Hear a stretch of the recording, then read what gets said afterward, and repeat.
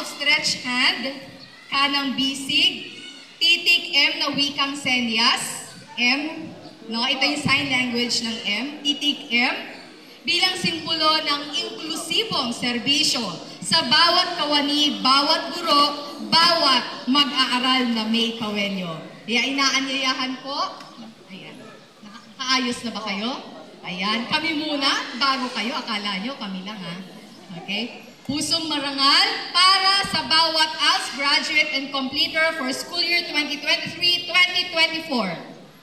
Pusong marangal.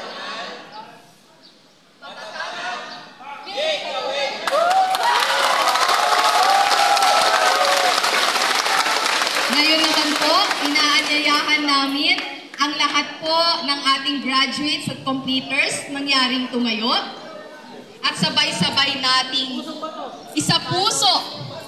Pusong bato kasi matatag. Diba? Okay. Sabay-sabay po, nasundan naman natin. Tingnan po ang mga naririto sa ating entablado. Sabay-sabay para sa bawat isa sa inyo.